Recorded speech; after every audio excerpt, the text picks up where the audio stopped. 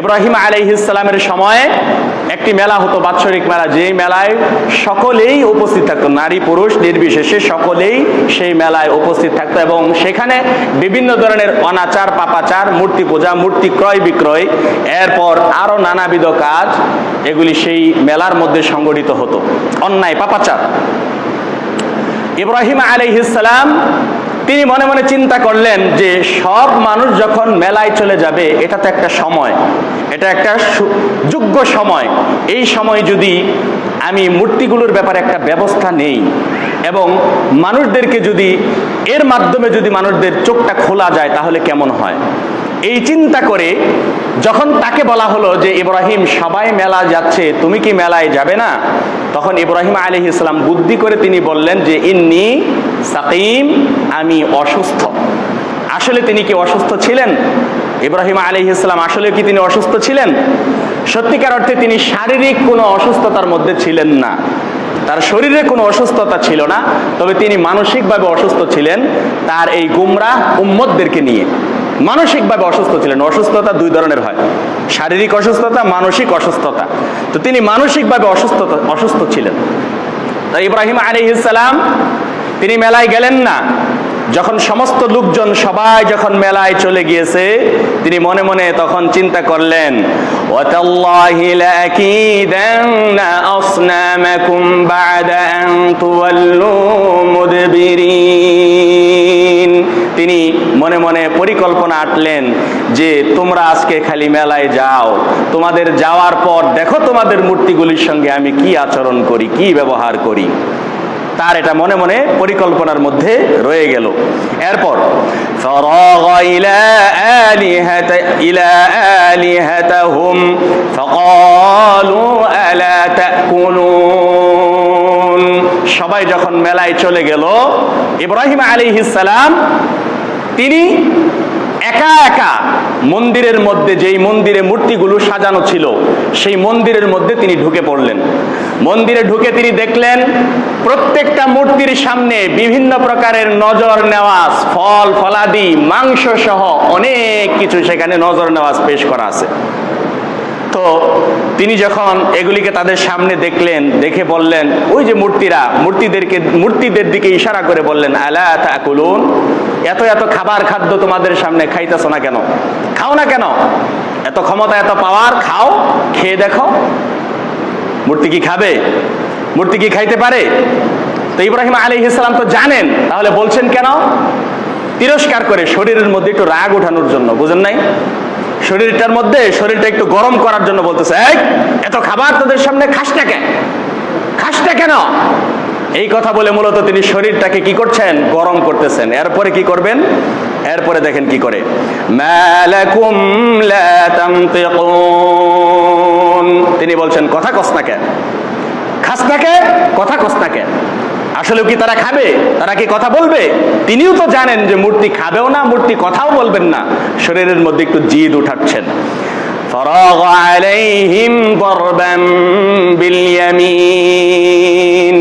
এরপর ইব্রাহিম আলাইহিস সালাম তার ডান হাতে কোড়ালের মতো কিছু একটা নিলেন, যেটা দিয়ে মূর্তিগুলোকে তছনছ করা শুরু করলেন। এক দিক থেকে তিনি মূর্তিগুলোকে ভাঙতে শুরু করলেন। فجعلهم جذاذا إلا كبيرا لهم لعلهم إليه يرجعون।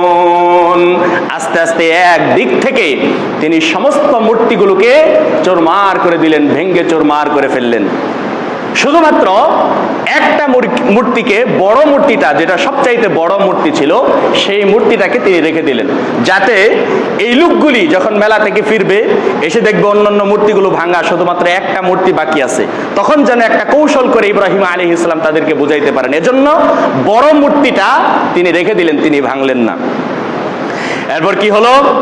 স্বভাবতই যখন তারা মেলা থেকে ফিরলো, قالوا من فعل هذا بآلهتنا إنه لمن الظالمين। মেলা থেকে যখন সবাই ফিরলো, ফিরে এসে দেখে মূর্তিগুলো সব উলট পালট, সবগুলি ভেঙ্গে চুরে একেবারে খান খান হয়ে পড়ে আছে। একটার মাথা এক জায়গায়, একটার পা এক জায়গায়, এভাবে মূর্তিগুলো এক এক জায়গায় পড়ে আছে। তখন তারা চিন্তা করলো, তারা একজন আরেকজনকে বললো, মাযা ফাআলা, এই কাজটা কে করেছে? এত বড় জালেম, ইন্নাহু লামিনাল যালিমিন, এই জালেম কে? এত বড় অত্যাচারী কে? আমাদের এই মূর্তিগুলোর সঙ্গে এমন নিষ্ঠুর আচরণ কে করেছে? তারা বলতে থাকলো। তখন তাদের মধ্যে কেউ কেউ বলল, ক্বালু সামি'না ফাতান ইয়াযকুরুহুম ইউকালু লাহু ইব্রাহিম। তাদের মধ্যে কেউ কেউ বলল যে আমরা ইব্রাহিম নামে এক যুবককে শুনতাম, মাঝে মাঝে সে আমাদের মূর্তিগুলো নিয়ে সমালোচনা করত, তার ইলাহ নাকি অন্য ইলাহ, আমাদের এই মূর্তিগুলোকে সে ইলাহ মনে করত না। তাদের মধ্যে এটা কেউ কেউ বলল। তো আমরা মাঝে মাঝে শুনতাম যে ইব্রাহিম নামে একজন যুবক আমাদের এই মূর্তিগুলো নিয়ে কথাবার্তা বলতো, সম্ভবত সেই এই কাজটি করেছে। তখন তারা তার দিকে আসলো, ক্বালু ফাতাউ বিহি আলা আ'য়ুনিন নাসি লাআল্লাহুম ইয়াশহাদুন। তারা বলল, যেহেতু ইব্রাহিম মাঝে মাঝে মূর্তিগুলোকে নিয়ে সমালোচনা করত, কাজে ইব্রাহিমকে মানুষের সামনে, জনসম্মুখে উপস্থিত করো, মানুষের সামনে আনো, সবাইকে সাক্ষী রেখে আমরা তাকে জিজ্ঞাসা করব সে মূর্তিগুলোকে সত্যিই ভেঙেছে কিনা। সত্যি সত্যি ইব্রাহিম আলাইহিস সালামকে হাজির করা হলো, উপস্থিত করা হলো, জিজ্ঞাসা করলো, আনতা ফাআলতা হাযা বিআলিহাতিনা ইয়া ইব্রাহিম, হে ইব্রাহিম, তুমি কি আমাদের মূর্তিগুলোর সঙ্গে এরকম করেছো? তুমি কি মূর্তিগুলো ভেঙেছো? ইব্রাহিম আলাইহিস সালাম তিনি বললেন, বাল ফাআলুহু কাবীরুহুম হাযা ফাসআলুহুম ইন কানু ইয়ানতিকুন। তিনি বললেন যে বাল ফাআলুহু কাবীরুহুম, না না, আমি এই কাজ করতে যাব কেন, বরং তাদের এই বড় মূর্তিটাই এই কাজ করেছে, তাদের বড় মূর্তিটাই এই কাজ করেছে। যদি তারা কথা বলতে পারে তাহলে তোমরা তাকে জিজ্ঞাসা করো, যদি মূর্তি জবাব দিতে পারে তাহলে তোমরা তাকে জিজ্ঞাসা করো। তখন লোকজন তাদের মাথা নিচু হয়ে গেছে, তারা চিন্তা করতেছে, সত্যিই তো আমরাই তো অসার, আমরাই তো খারাপ, আমরাই তো নিকৃষ্ট, আমরা এই মূর্তিগুলোর পূজা অর্চনা করি, অথচ এরা তো কথা বলতে পারে না। এই যে জিনিসটা তাদের বিবেকের মধ্যে বাড়ি দিয়েছে, এরা তো কথা বলতে পারে না, আবার এদের তো নিজেদেরকে রক্ষা করারও ক্ষমতা নাই। এই যে বিষয়গুলো, এই জিনিসগুলো তাদের বিবেকে নাড়া দিয়েছে, একবারের জন্য হলেও তাদের কাছে তাওহীদের দাওয়াত পৌঁছে গেছে। তখন ইব্রাহিম আলাইহিস সালামকে তারা বলল, তাদের মাথাটাকে নিচু করে তারা বলল, তাদের তো কোনো জবাব নাই, তারা বলল যে ইব্রাহিম, তুমি তো জানো যে এই মূর্তিগুলো কোনো কথা বলতে পারে না, এই মূর্তিগুলো কখনোই জবাব দিতে পারবে না, তাহলে তুমি কেন এই কথা বলতেছো যে আমরা মূর্তিকে জিজ্ঞাসা করব? তখন ইব্রাহিম আলাইহিস সালাম তিনি সুযোগ পাইলেন, তিনি বললেন, যদি তাই হয়, এরা যদি কথা বলতে না পারে, তোমাদের কথার জবাব দিতে না পারে, নিজেরা নিজেদেরকে রক্ষা করতে না পারে, তাহলে এগুলির পূজা তোমরা করো কেন? এগুলির পূজা কেন করো? আমি তো এটাই বলে আসতেছি যে এগুলি অসার, এগুলির কোনো মূল্য নাই। এই দাওয়াতটা দেওয়ার জন্যই মূলত ইব্রাহিম আলাইহিস সালাম এই কাণ্ডটা ঘটিয়েছেন।